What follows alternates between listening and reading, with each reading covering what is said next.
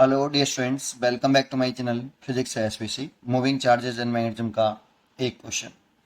To identical wires A and B, each of length L, carry the same current I. Wire A is bent into a circle of radius r and wire B is bent in the form of square of side A. BA and BB are value of magnetic field at the centers of the circle and square respectively. The ratio of BA and BB. इसमें case first है कि एक हमारे पास wire है, इसकी length L है, इसको bend कर रहे हैं हम पहले सर्कल में जिसकी रेडियस आर है और करंट सेम है, सेम करंट आई.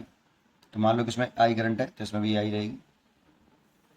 तो देखो इसकी जो लेंथ एल है क्या उस सर्कल के सरकमफ्रेंस के बराबर होगी. L is equal to 2 pi R. यहाँ से रेडियस निकाल सकते हो आप, R equal to L upon 2 pi. ठीक है, चलिए अब इसके सेंटर पर मैग्नेटिक फील्ड का फॉर्मूला हमें याद होना चाहिए. सेंटर के सर्कल के सेंटर का जो मैग्नेटिक फील्ड है वो हमें याद होना चाहिए. Mu naught upon 4 pi 2 pi I over R, ये होता है फॉर्मूला. या बहुत से बच्चे ऐसे काटते हैं, इसको काट देते हैं. तो बी ए ये वाला फॉर्मूला याद करते हैं, म्यू 0 आई ओवर 2 आर. या तो ये वाला फॉर्मूला याद करो या ये वाला करो, जो आपको याद हो. इन दोनों में से एक ही बात है वो. ठीक है, तो अब आर की वैल्यू पुट कर दो यहाँ पे, तो बी ए निकल आएगा. ये हमें लर्न होना चाहिए भाई. म्यू नॉट आई ओवर 2 और आर की वैल्यू है एल अपॉन 2 पाई. देखो 2 से 2 कैंसिल हो गया तो पाई ऊपर पहुंच गया. Mu 0 I pi by L. This is a first equation. दर्शन की जरूरत नहीं है इसमें, क्योंकि सीधा सीधा करना है कि इसकी मल्टीपल की दर्शन निकालें, जरूरत नहीं है. सेकंड केस में क्या कहते हैं, देखो आप कि एक और वायर है हमारे पास बी, लेकिन आइडेंटिकल वायर हैं, दोनों में करंट सेम, लंबाई सेम, सब कुछ सेम आइडेंटिकल है. अब इस वायर को बेंड किया गया है, एक स्क्वायर बनाया गया है जिसकी साइड ए है. इस वायर को बेंड करके एक स्क्वायर बना लिया जिसकी साइड ए है. देखो इसकी साइड ए ए ए ए चारों को जोड़ोगे तो एल बराबर 4a होना चाहिए, क्योंकि साइड ए है, इसी वायर को बेंड करके बनाया है. तो इसकी चारों साइड की लंबाई 4a और लेंथ एल के बराबर होना चाहिए. तो यहाँ से ए निकालें तो एल बाई 4. अब इसके सेंटर पर मैग्नेटिक फील्ड निकालना है.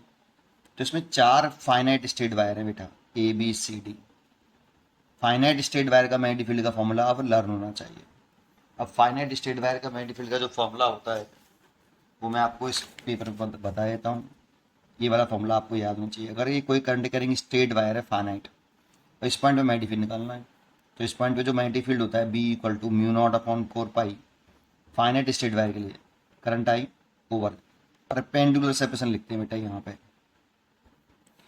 इस पॉइंट की, जिस पॉइंट पे मैग्नेटिक फील्ड निकालना है उससे वायर की परपेंडिकुलर सेपरेशन डी, और sine theta 1 plus sine theta 2. Name important है, डी इंपॉर्टेंट नहीं है. परपेंडिकुलर सेपरेशन आएगी, थीटा 1 थीटा 2 क्या है, इसी परपेंडिकुलर सेपरेशन से वायर के जो दो एंड हैं,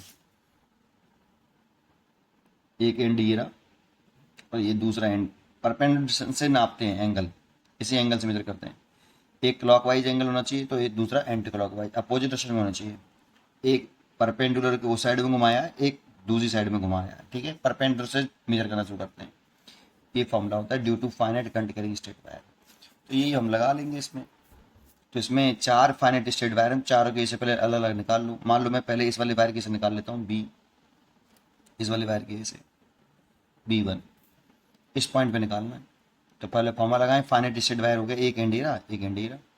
तो B equal to mu naught upon 4 pi. Current कितनी है इसमें, तो करंट सेम है, आपकी बोला है आइडेंटिकल करंट है, सेम करंट आई. ठीक है, तो मान लो करंट आई ये है, तो करंट हो गई आई अपॉन इस वायर के कारण इस पॉइंट पे निकालना है सेंटर पर.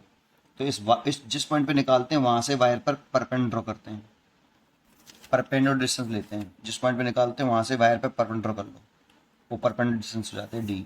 अब ज्योमेट्री से ये डी थोड़ी कहेंगे, ज्योमेट्री से निकालनी पड़ेगी ये डिस्टेंस. ये कितनी होगी, अगर ये सेंटर है और ये पूरी साइड ए है तो ये भी ए होगी, तो ये a बाई 2 हो जाएगा बेटा.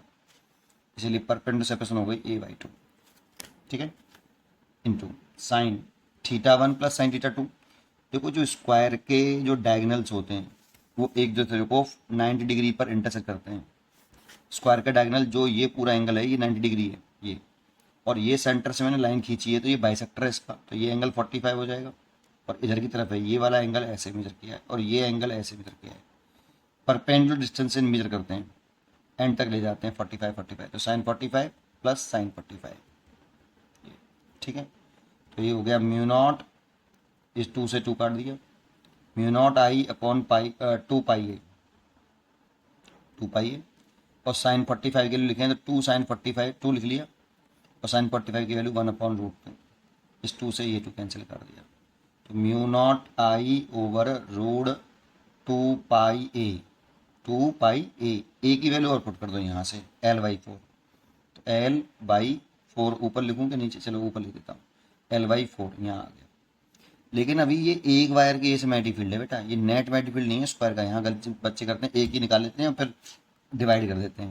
अभी सिंगल वायर, इसमें तो 4 स्ट्रेट वायर है फाइनेट, तो इसके से निकाल लिया। अब इसके से निकालो, सेम वैल्यू आएगी यही, फिर इसके से क्यों सेम, ज्योमेट्री भी सेम है। परपेंडिकुलर डिस्टेंस देखो A/2 रहेगी, करंट आई ही है और एंगल 45 रहेंगे, सेम वैल्यू आएगी। डिस्टेंस चेक कर लो इसकी, और राइट हैंड पाम रूल लगा सकते हो इसमें। क्या लगा सकते हो? Right hand palm rule, current की डिस्टेंस निकालने के लिए राइट हैंड है और पाम रूल है।